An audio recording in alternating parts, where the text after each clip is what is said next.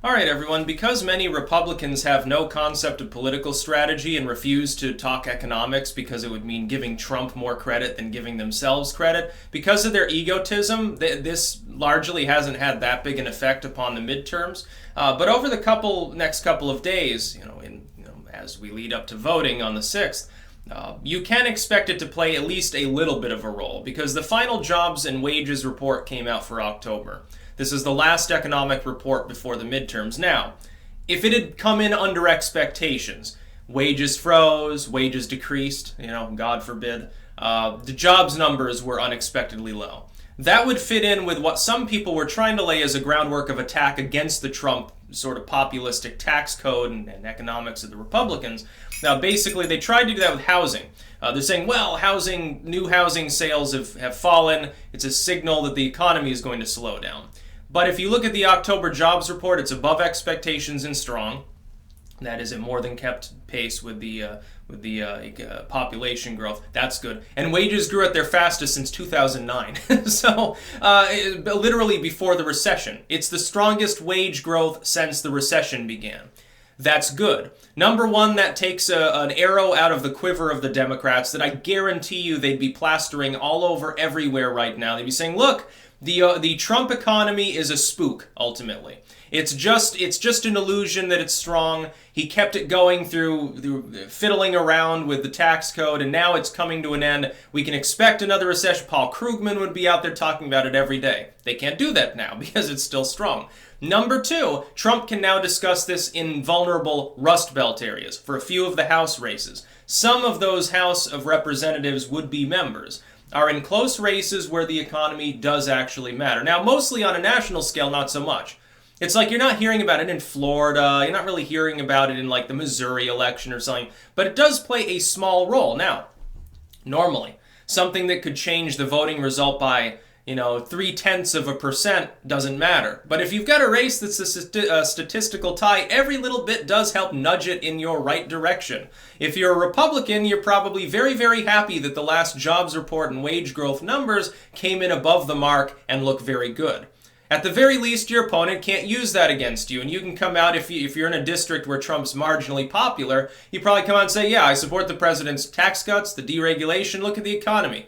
Job growth is up. Now, wage growth is up. Look, the Democrats only a few months ago tried to bring up wages actually as a countermeasure against strong economic indicators. They did this. Remember when Nancy Pelosi said, oh, so what if unemployment's down? Wage growth is still too anemic. Well, it's the best it's been since before the Obama era really began. It's the best numbers since before the recession. Right before the recession, but good numbers. We are now in a full-blown recovery. If we can keep this up for a few more years, the economy is going to begin looking mighty strong indeed. Plus, we also have indications China is willing to buckle on trade now.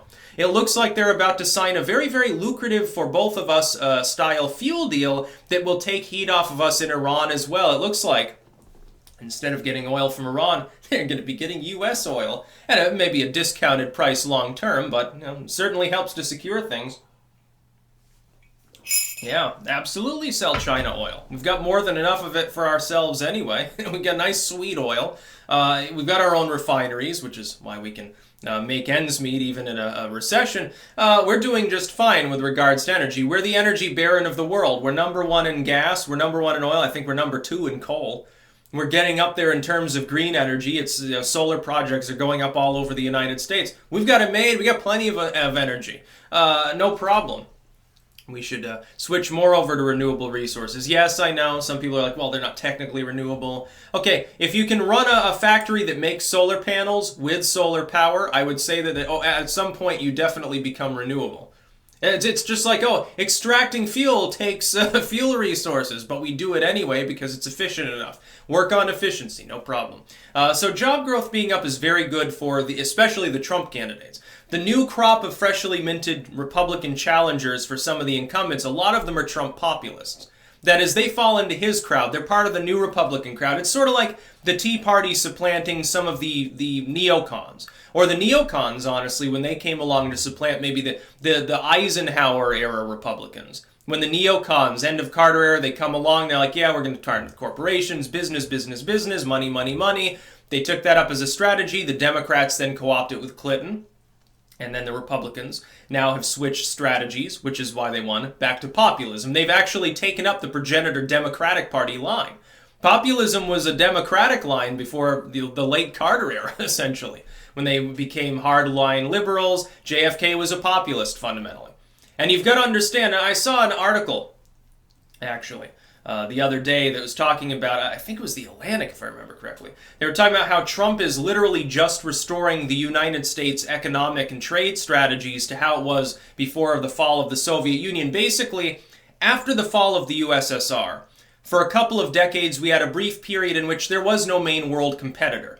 And so our economic policies became globalistic, they became decadent, and the problem is what Trump is a symptom of is shocking us back to the long-term reality, which is that nation-states exist, nation-states compete. This is not a negative thing as long as it's controlled, that we have to be cutthroats. We cannot be nice to everyone just because we have a trade deal with them. Sometimes things have to be shaken up. They have to be renegotiated in terms of the economy changes over time. Its composition, our capabilities, our foes' capabilities, our friends' capabilities. Nations fall to, long-term establishments fall to people that may have been our enemy, now they're our friend. They were our friend, now they're our enemy. Sometimes you get fair-weathered friends that are sometimes between. Trump understands that long-term economic reality that everyone forgot in the wake of the USSR's fall. When the USSR fractured and Russia became essentially a cooperative nation on the world stage, removing a sphere of power that had been mostly antagonistic and competitive,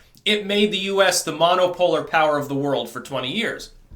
Now then, that made us very wealthy, and it coincides with the technological era rising that helps make that even more manifest. The problem is long-term, we still have to go back to that cutthroat mentality. The Cold War is back. Unfortunately, on an economic scale, it's worse than it was in the 1970s and 80s. It is complete cutthroat out there. Thank goodness we have a president of the United States who, number one, understands that, number two, specifically has a skill set that enables him to run roughshod over these other countries. Thank goodness we elected Trump, and Lord save us, I suppose, if we don't re-elect him. If we elect a Democrat who's going to take us away from the gains that we're making now, he's exactly what we need. Which is why I think he gets reelected, by the way. Trump came along at exactly the right time when Obama, because of his conciliatory world stage diplomacy style, was pissing away our hegemony. Essentially, China was starting to take the reins, Russia was beginning to recover, and now Trump has fucked China back to the Stone Age as far as trade deals go. We're in an all-out tariff war, and we're winning. Trump knows how to do that.